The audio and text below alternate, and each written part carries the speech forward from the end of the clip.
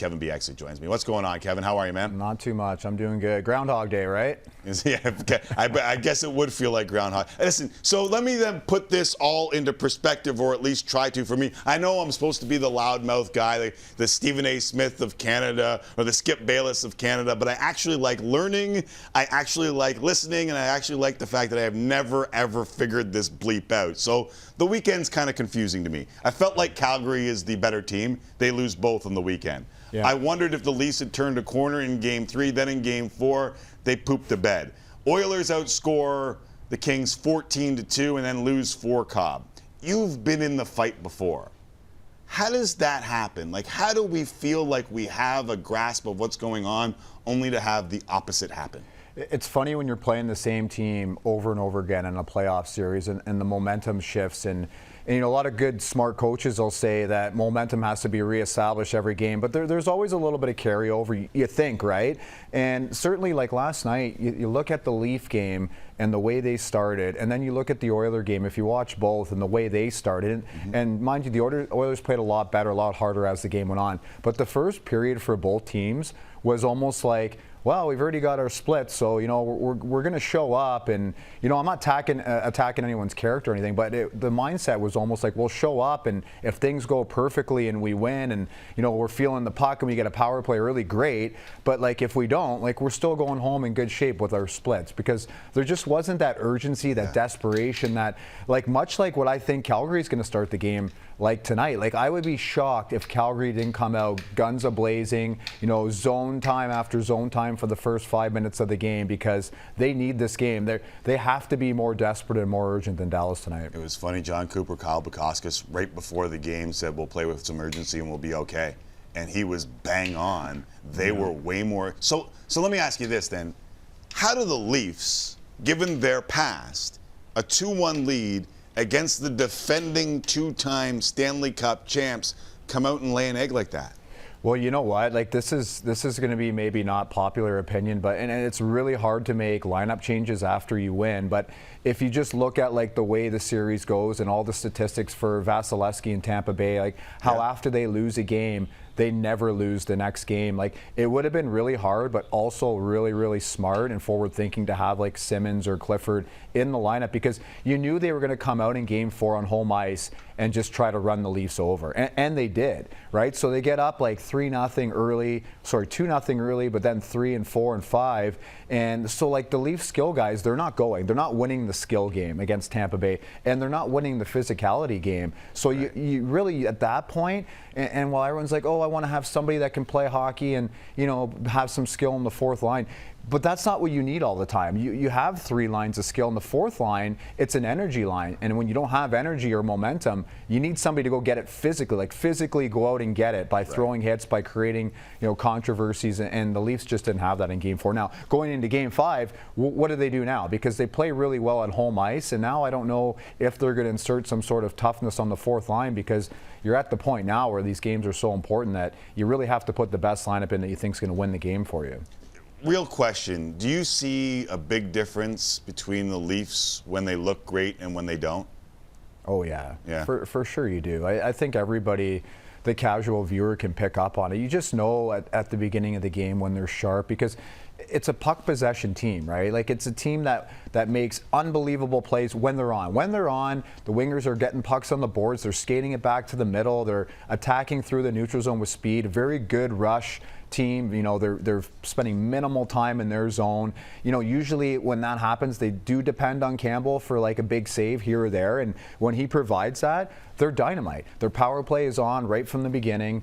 And there's been times in this series where their skill guys and you know, in particular, their big guys just haven't got going early enough. Right.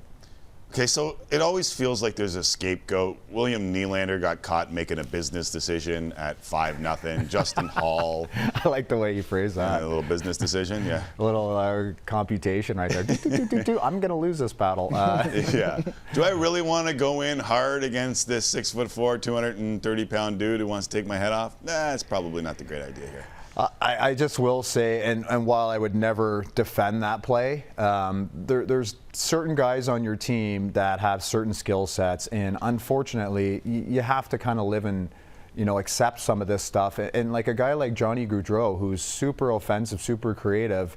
I remember Brian Burke telling me when he was working for Calgary, he went up to Johnny and he said, I don't expect you to take big hits. I don't want you to go first guy in the corner and get absolutely plastered by a 6'2" ugly defenseman. So, they have to pick their spots of when they choose to go into the corners and really battle. Nylander's obviously a lot bigger than Gaudreau, and I think he's pretty strong on his feet. So, that was a tough one for sure to watch. Okay, the other one is Justin Holl, and I want to ask you because you're a D-man, and I feel like every D-man makes mistakes, and maybe it's because we're in Canada. I feel like 5th or 6th D-men in Carolina or Florida don't get raked over the coals like this guy is being raked over the coals right now. Are his mistakes worse than comparables on other teams? Like, is this worth what we're hearing in Toronto, or is it just Toronto or a Canadian market? Because you've played in both. I think it's very unfair, and honestly, I've always been a Justin Holl fan, and sometimes I'm not throwing anyone under the bus, but sometimes in this studio, Tim, I'm the only one who's a Justin Holl fan, where everyone starts piling on top of him. I'm like, guys, like what do you expect him to do? Like, his job is to be big, physical, control the front of the net, make a simple play, take your first option. Yeah, is he going to turn the puck over once in a while? Yeah, of course he is. But like, he doesn't turn the puck over any more than anyone else. He battles his heart out. I'm a Justin Holl fan. So when he turns the puck over on the goal last game, I just think, like, so what? So he makes a lot of hard plays. He battles. Those kind of guys, as a coach, like, you'll live with the occasional blunder with the puck because they battle and they care and they're good teammates. So I am not a big fan of all the Justin Holl scrutiny. I think, it's easy to go after the 5th and 6th. There's guys way ahead of him. If you want to play the blame game, there's guys in that Leaf roster way ahead of him. Well, it seems like in Canada, like, we do this thing with the 4th line and the 5th and 6th defensemen. Like, you played in Anaheim. Like, does that happen there? Like, I feel like that's they can't even spell 5th and 6th defensemen in Anaheim. And in Vancouver, you know what? Like, Vancouver also crushed a couple really good players that were playing a little bit lower on the depth chart. Like a guy like Keith Ballard, who obviously, like, they wanted him to play higher in the lineup, the media did, but like, because we had such a strong D-core, he played as a 6th defenseman, and he was raked through the coals, and he was an awesome player and a great player. Andrew Alberts, but like, sometimes in Canada, like, you're just not happy. Like, there goes the lighting. Yes, the lights are good. Mood lighting. I look better in the dark, I think. Don't you think? I just thought it was mood lighting. You were talking very nicely about Ballard. Leaf fans, like, lay off this guy. Like, he's probably going to be in the lineup next game, or if he's not, so what? But like, you're going to need, if you want a long run, you're going to need this guy. Yeah, that's kind of my point, and I wonder if, like, a lot of Canadian fans wonder why guys don't want to play in Canada. And like, I don't know what's going on with the lights there. It's a thankless job, though, Tim. Like, it's a thankless job to be that stay-at-home, steady defenseman, because everyone's looking at the first mistake. Like, when Morgan Rielly turns the puck over, nobody cares because he makes a lot of great passes and he's going to get a lot of opportunity. He plays 24, 25 minutes a night, so it doesn't really like stick out as much. When Justin Holl turns the puck over, everyone's like, oh my God, Justin Holl, because you don't see him as much and he's not making all the passes and the plays that Rielly are making. But these guys are very important to the success of your team. Okay, what's the most important thing for the Calgary Flames tonight? Because the 3-1 hole is almost disaster for Calgary. I think, like, I can't see Calgary losing this series. I really can't. So obviously they have to win this game tonight. I praise them during the regular season for how physical and how tough they were. And not necessarily fighting, but like getting on the forecheck, finishing hits, making defensemen's lives tough, like turning pucks over, getting the cycle game going, all that stuff. Well, they haven't really done that consistently in this series. And the problem is they haven't towed the line of being physical and engaged and being stupid and in the box, right? There's guys fighting, and there's somebody, and the fights aren't even good fights, right? They're like, throw a couple noogies and fall to the ice, and like, there's important players on Calgary that need to get going on the ice, and that doesn't mean taking a back step. Like, I think they have to play with an edge and play physical, but maybe toe that line a little bit more so they can still be effective and produce offensively. I thought Klingberg was distracted in game 1. And I ripped him for being distracted. Like, you got tossed out of a game for a stupid fight in game 1 when you're an important part of the equation. I think Tkachuk's been distracted by Klingberg in each of the last 2 games. Like, this is such a stupid fight to get, like, there's nothing going on there. What is that? That's a noogie. right? So, Yeah. I mean, Youngest I of don't mean four to, boys, I know what noogies are.